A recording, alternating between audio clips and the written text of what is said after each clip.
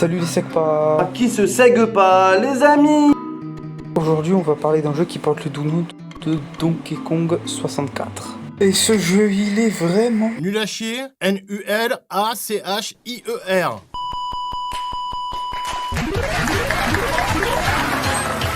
Quand je vous dis que ce jeu est mauvais, c'est sans aucune mauvaise foi. Je me suis plus amusé en jouant à Castlevania 64, sans déconner. Et soit dit en passant, le jeu est ignoble pour la Nintendo 64. Quand je vous dis ignoble, c'est...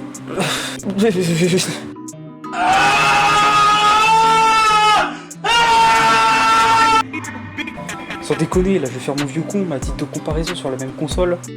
Il y a Mario 64, Ocarina of Time, Majora's Mask, Perfect Dark, Banjo-Kazooie, Star Wars Shadow of the Empire, Mario Kart 64, Paper Mario et j'en passe. Et putain, tu vas me dire qu'ils ont osé nous chier ce vieux caca alors que littéralement un an avant, ils ont sorti Banjo-Kazooie et sur la même plateforme au passage.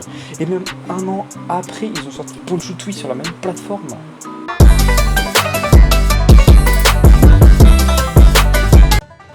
Bref, ce jeu est sorti le 22 novembre 1999 en Amérique du Nord, le 6 décembre 1999 en Europe et le 10 décembre de la même année au Japon. Développé par Rare et édité par Nintendo, ce jeu fait suite à la trilogie légendaire des Donkey Kong Country sortie sur la Super Nintendo. Il a été sorti en console virtuelle, sur la Wii U plus exactement, le 2 avril 2015 pour l'Europe et le Japon, et le 16 avril de la même année pour l'Amérique du Nord. Celui-ci était vendu avec un expansion pack à raison d'un bug qui le rendait injouable sans celui-ci. Ça provoquait des bugs comme quoi par exemple je suis monté sur un arbre, littéralement le jeu planté. Et c'est pas une blague, j'ai testé avec les 100. Concrètement, à 100 j'arrivais vite fait à jouer, mais concrètement au bout de 10 minutes de jeu le jeu plantait, tu vois, sauf qu'avec ce bug n'était pas là. Il y a un peu la différence. Les musiques du jeu, on soit dit en passant, étaient faites par le légendaire Grant Kirkhope, connu pour avoir composé les musiques de Perfect Dark et Banjo-Kazooie. Quand on se réfère d'ailleurs à différents sites, on remarque que globalement, le jeu est noté très positivement.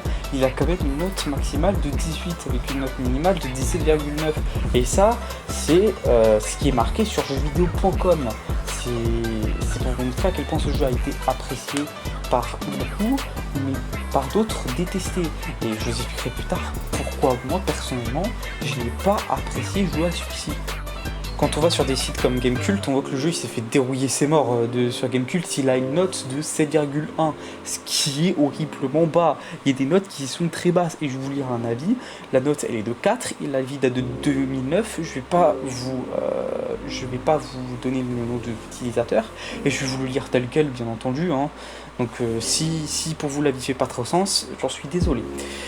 Donc cet utilisateur qu'on va appeler Bertrand, tiens on va l'appeler Bertrand, dit ce jeu de plateforme est tout ce qu'on attend de lui, mais mécaniquement on devine pire que ça, on ne voit plus que la structure du jeu. Collectionnons les ceci, les cela, stop. Donkey Kong est too much, aucune direction artistique assumée d'univers investi, tous sont là, une sorte de best-of, peu d'intérêt, non digne de Rare et encore moins de l'ancêtre que le jeu fait revivre. Un jeu long, des énormes niveaux, plein de choses à y faire, ne manque que l'envie, un ratage non objectif. Je vous mets à disposition cet avis un peu plus positif. Si jamais la durée est trop courte, je vous invite à mettre en pause.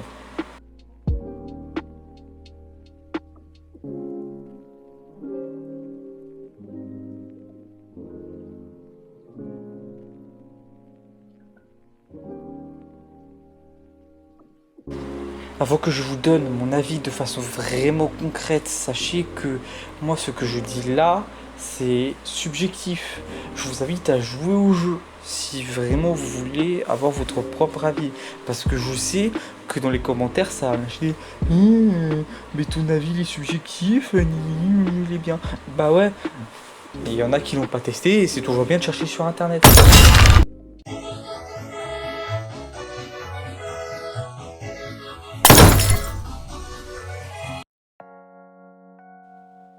Qu'est-ce que je pense de ce jeu?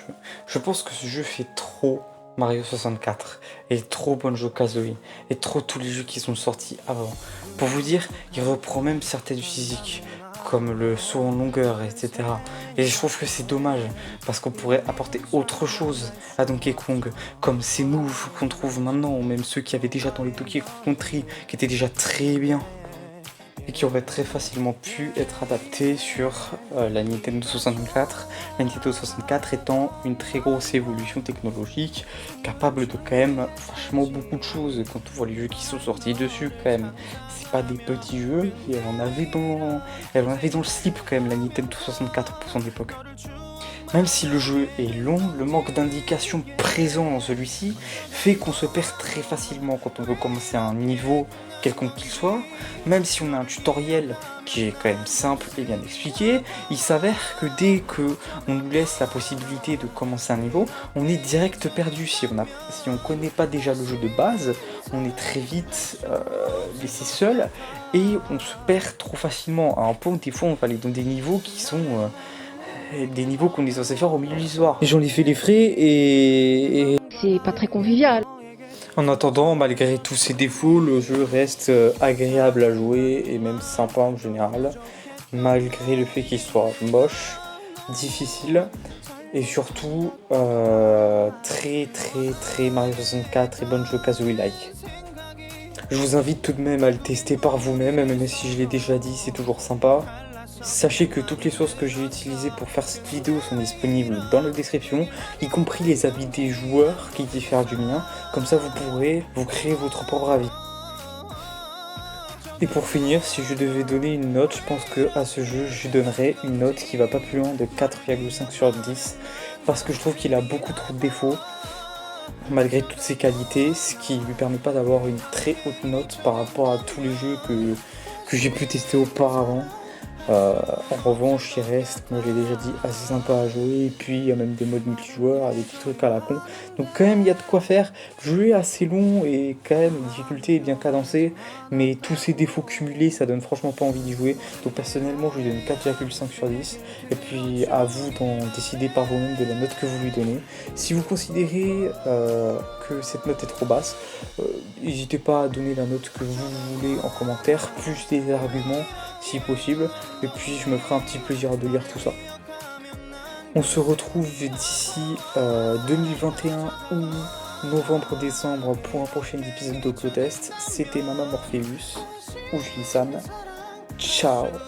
T'es qu'une merde, t'es claqué ta grand-mère. Wow, wow, wow, wow, wow, wow. Personne t'aime, même pas tes parents. T'es archi pas marrant. Oh purée de pommes de terre.